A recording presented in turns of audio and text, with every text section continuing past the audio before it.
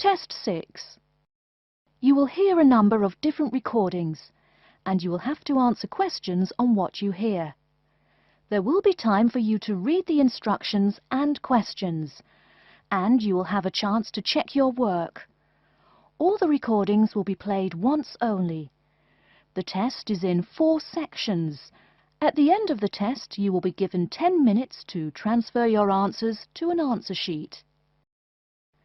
Now turn to Section 1. Section 1. You will hear a conversation between an agent from City House Services and a customer who wants to have her house cleaned. First, you have some time to look at questions 1 to 4.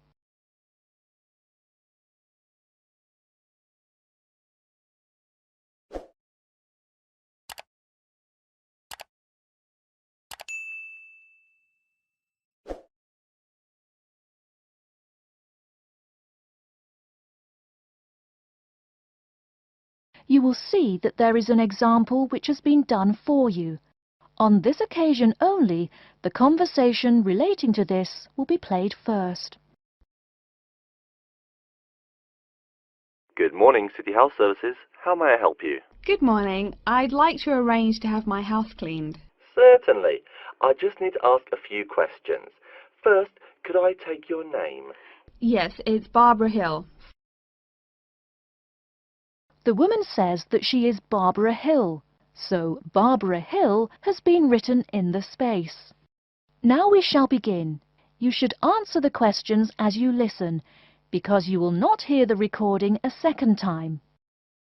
Listen carefully and answer questions 1 to 4. Good morning, City House Services. How may I help you? Good morning. I'd like to arrange to have my house cleaned. Certainly. I just need to ask a few questions.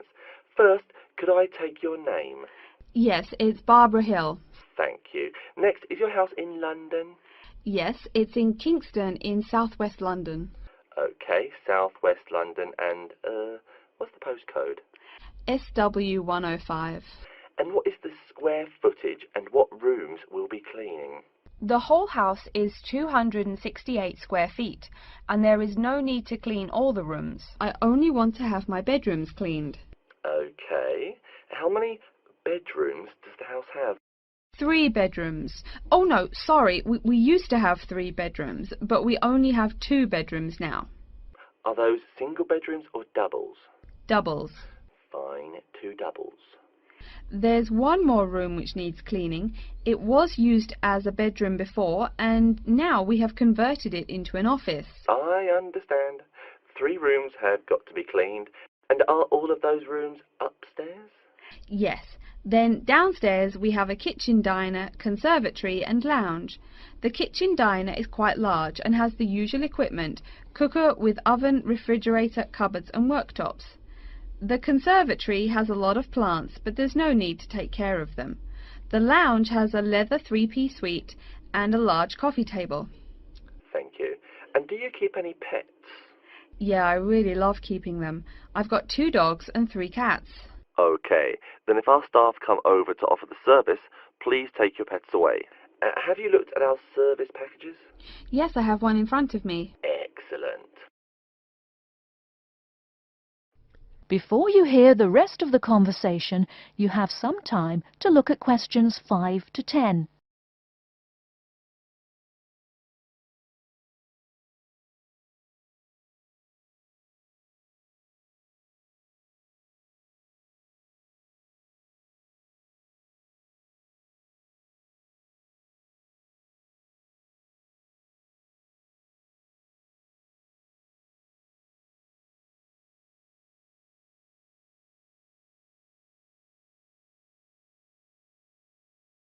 Now listen and answer questions 5 to 10. Any extra services you need? Switching bed linen, work in the garden, clean the glass in the conservatory, that kind of thing? No. Actually, replacing the bed linen, yeah, that would be good. No problem. I'll just make a note of that. How about curtains, mats and carpets? What would you like us to do with those items? The curtains. I'll have to think about that. I think we should have the carpets cleaned really well every quarter. Mats can just be done with the laundry. Of course. How about clothes? We can have our staff wash and iron them, or we can have them taken to a dry cleaner. Washing and ironing. No, just ironing. That'll be okay. Okay, fine. I know quite a bit about what you want now. I should let you know that we're located on 12 Amy's Road. That's Amyes. And we work on from Monday to Sunday except Tuesday and Wednesday. Could you let me know when is convenient for you? Next Friday. No. Oh, that's no good. My son invites his friends over in the afternoon that day. Perhaps next Thursday or next Saturday? Let me check. Okay, next Thursday. When is it convenient for us to come over and provide the service? Is it okay if we come in the morning? Or we may come in the afternoon. It depends on your schedule. I'm okay with any time. Just give me a call to let me know you're coming before you arrive. Sure we will. By the way, how long will it take for the service? We usually work 1 to 3 hours for house cleaning, and the work will take 3 hours at most. And of course, if it takes more than 3 hours, you should pay extra for it. Fine. So, let me just do some calculations. That is the end of section 1. You now have half a minute to check your answers.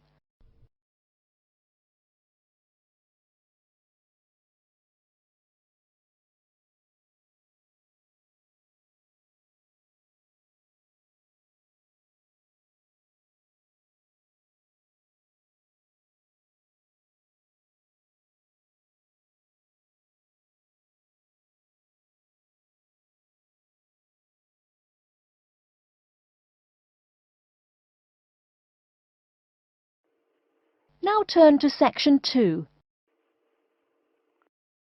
Section 2. You'll hear a talk by a security worker from Sydney Airport who is introducing the day-to-day operations of the Australian Quarantine Service. First, you have some time to look at questions 11 to 17.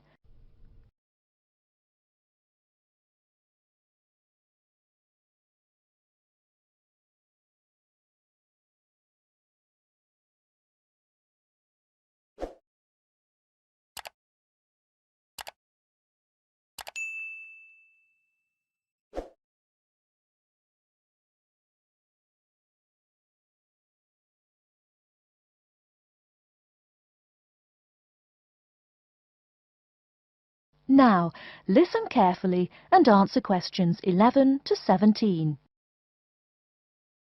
Hi everyone and welcome to Sydney Airport. Today I'll be giving you the inside information on the day-to-day operations of the Australian Quarantine Service here. We hope to provide you with a better understanding of why such heavy security regulations are necessary by educating you on how we operate and why we do the things we do. We're not here to try to persuade you to fly through Sydney Airport, though we hope you'll find your experience relatively stress-free and comfortable. First things first, our personnel. Can anyone guess how many people work at Sydney Airport? We have 200 alone working in Terminal 2, so can you guess how many in the whole airport? I heard someone say 360. That's getting closer. What? Did someone say 2,000? That's way too high. Sydney Airport actually employs 440 people. A lot, right? And about half of those employees work in security-related matters. Moving on to our not-so-human employees, let's come and see our favourite pooch, Milton. Milton is our best drug-sniffing dog on the force. He's friendly to most people. You can even come pet him at the end of our tour. Burnouts, beware though. He'll find everything. Notice that even though there are so many of us around him, Milton stays quite calm. This is the precise reason he was chosen for the job. Dogs that are chosen are not predisposed to sniff out different narcotics. That's something we teach them already. So here's a part of the airport most people never notice, the cargo transport terminal. This is where packages are shipped to and from. Normally we ship around 4,400 packages per month. In this airport alone, over 52,000 packages were shipped in and out over the past year. We ship to and from 170 different countries. Not bad, eh? Probably it will go up to over 72,000 packages this year. And despite over 100 flights in and out of here daily, the number of lost or delayed packages is impressively low. If you send your package through here, rest assured we'll get it where it's going. Let's move on to the area most of us are familiar with, the passenger terminals. In order to be allowed into this area, you must pass through security with your ticket and, if you're travelling internationally, your passport. If you're travelling domestically, you just need a legal form of ID. If you don't have those, you will not be allowed to pass through security and board your flight. During the security scan, your carry-on items will be checked for dangerous items such as weapons, sharp objects and liquids that exceed our specified limit. If you attempt to pass any of the prohibited items on this list posted at the entrance, you are still allowed to board the plane, but you'll be given a warning and your item will be confiscated. Don't worry, we will not arrest you for having too much shampoo in your bag or anything like that. We also search your carry-ons and parcels for any perishable items. We prohibit the transportation of local vegetation and prohibit parcels containing any insects in them. You may or may not have learnt about this in biology class, but when some plants are introduced to a new environment, they spread wildly and wipe out the current species around it. It is important to control the introduction of new plants into an ecosystem, so we must prohibit the transport of any fertile seeds. So what happens to parcels containing possibly suspicious items? It's of course something we do not take lightly here. If an object passes through the scanner that appears suspicious in any way, it is separated out for manual search by a member of our trained security personnel. If an illegal plant or simple sharp object like a pocket knife is found, it is simply disposed of in our biohazard waste containers, and the package itself is returned to the sender, or passenger if it is for a passenger flight. More serious weapons are reported to higher authorities for investigation. Before you hear the rest of the talk, you have some time to look at questions 18 to 20.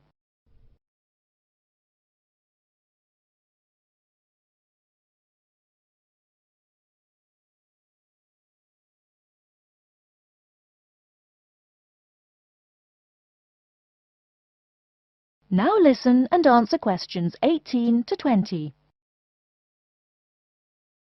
As far as parcel security, the material of the parcel is important. For shipped goods, the most common material used and the most widely accepted is paper. Make sure it is packed sturdy enough with no rips or tears. We've definitely had packages rip open before due to haphazard packing. A more common problem, though, is the package labels. When an item does not make it to the right place, this is the most common reason. The label may not be in the right place or marked clearly enough. If you're receiving any items from abroad that must be declared, please remember our guidelines in order to ensure the timely delivery of your item. Make sure it is packed correctly, and we ask that you notify customs between 2 and 10 days within the item's scheduled arrival date. Okay, before we move on, are there any questions? That is the end of section 2. You now have half a minute to check your answers.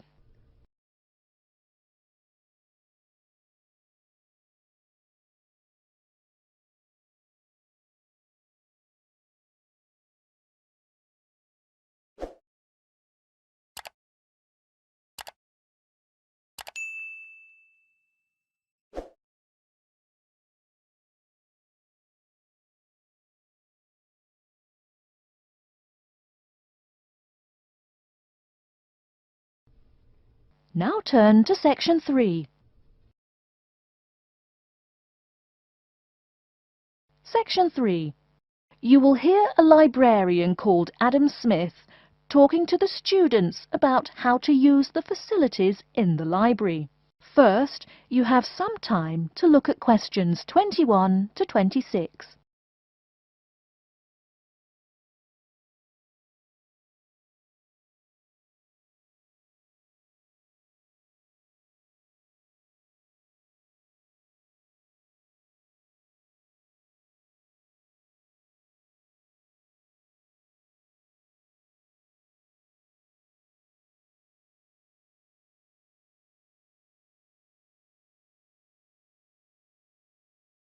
Now listen carefully and answer questions 21 to 26.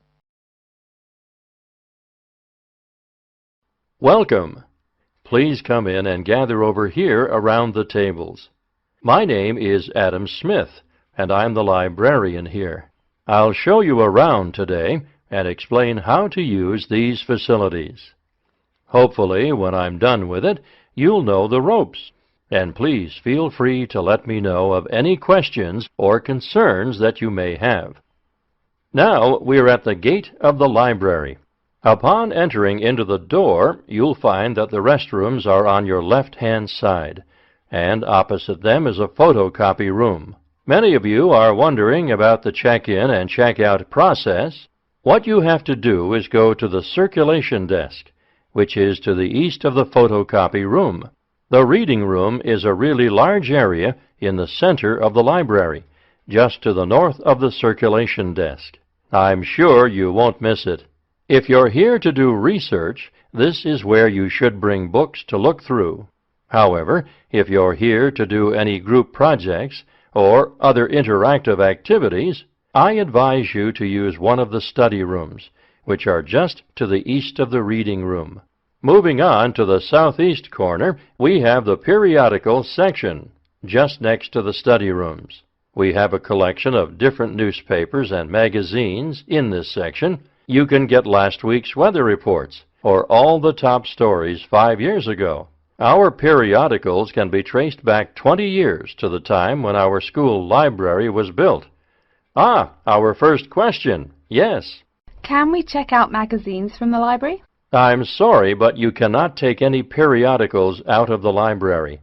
You're welcome to read them for as long as you want while you're here, but you cannot check them out. I wonder if there is any place where we can get some food in the library. Do we have a store here? Of course.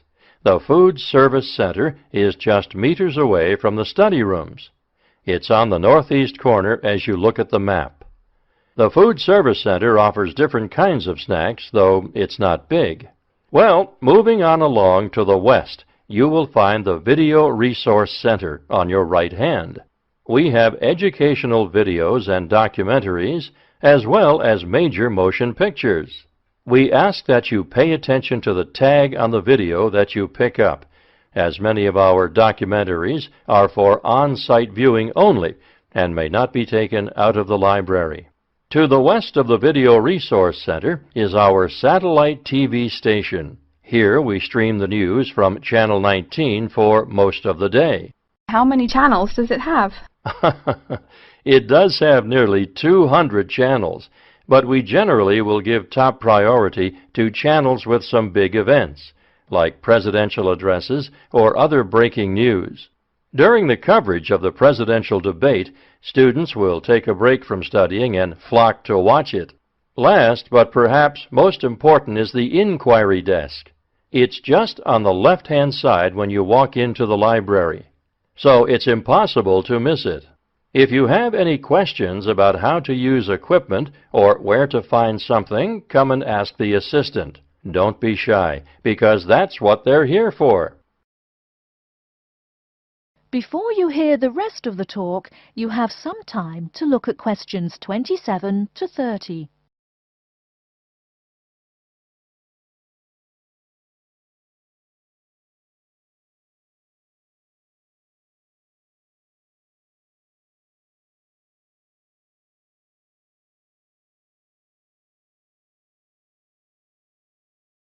Now listen and answer questions 27 to 30.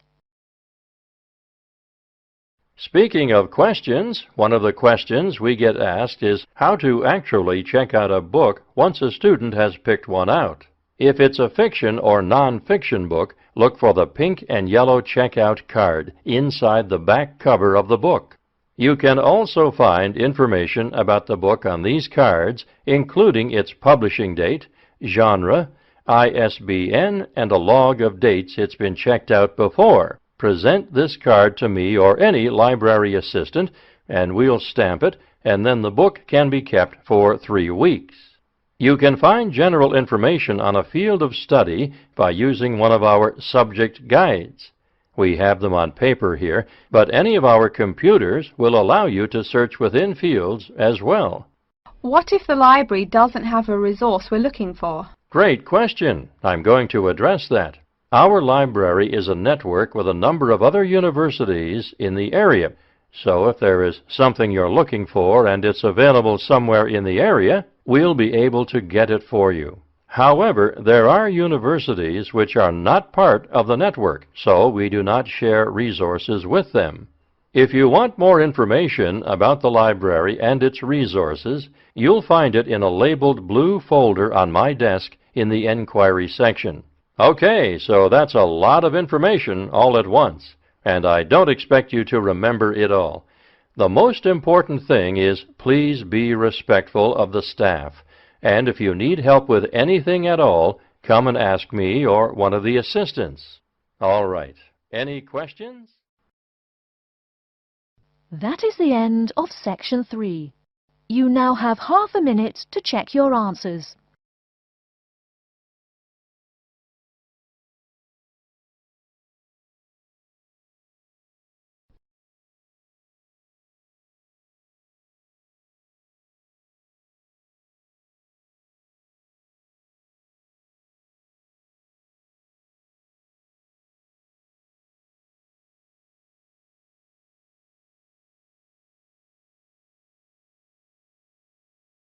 Now turn to Section 4. Section 4. You will hear a lecture about Crocodylus niloticus and its living habits. First, you have some time to look at questions 31 to 40.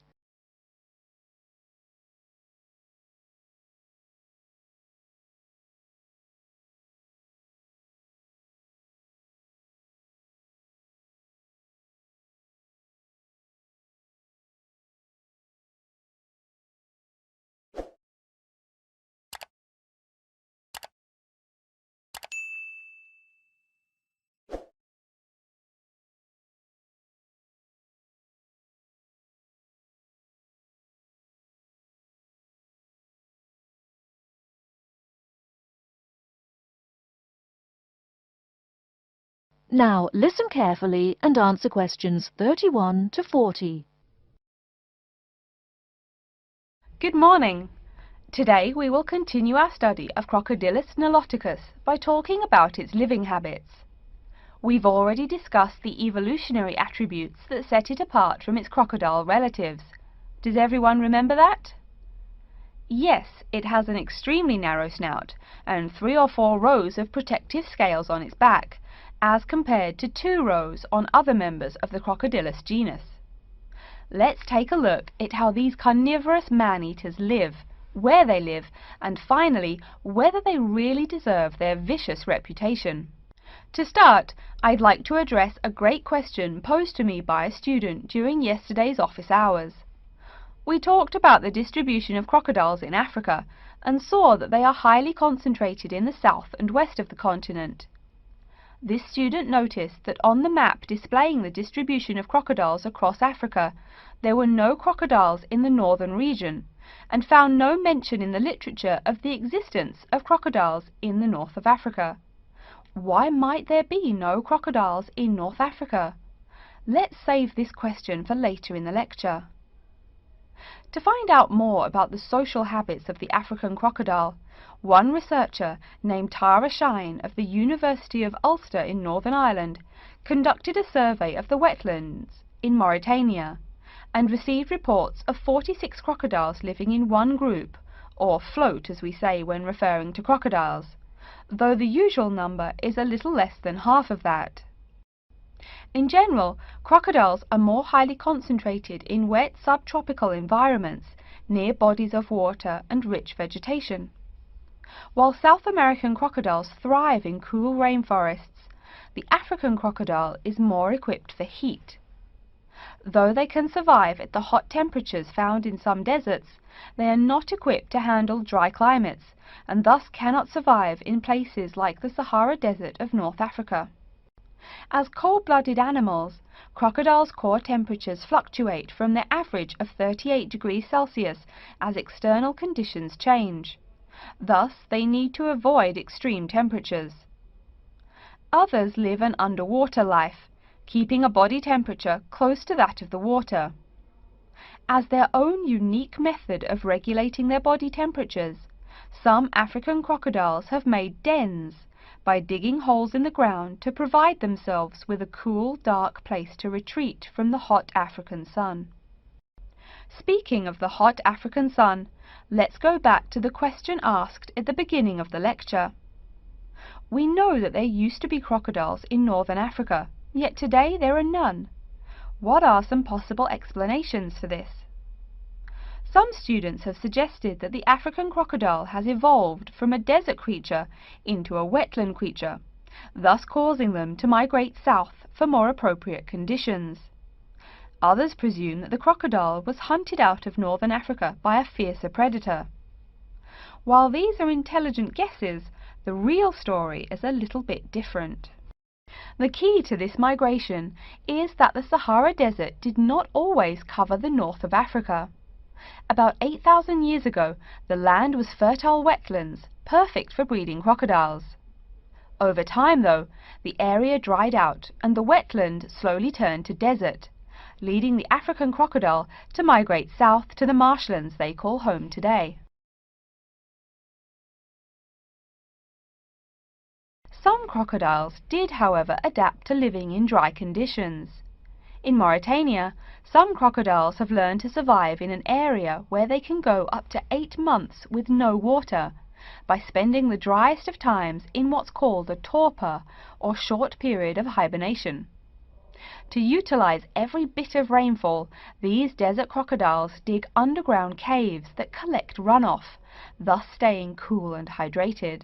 During the mating period in November and December, males attract females to their viciously protected territory through a number of behaviors that range from snapping their jaws all the way to sending infrasonic pulses through the water.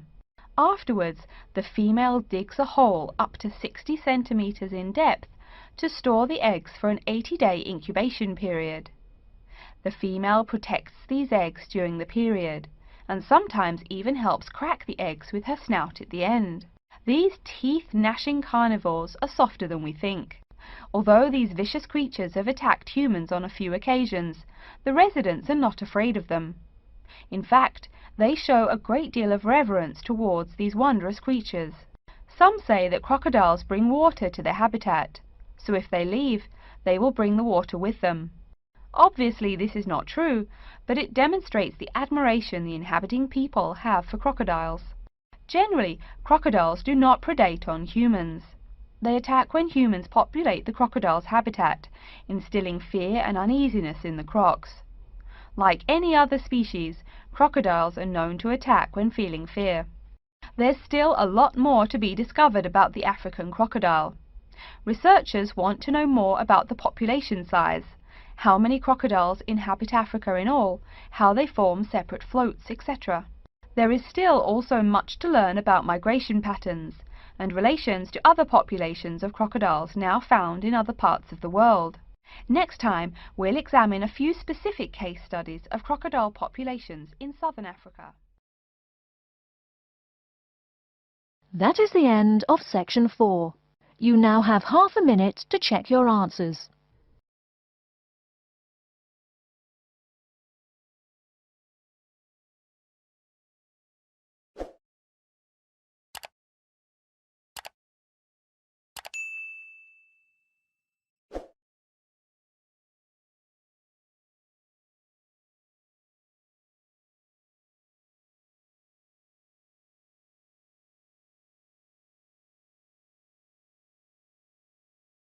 That is the end of the listening test.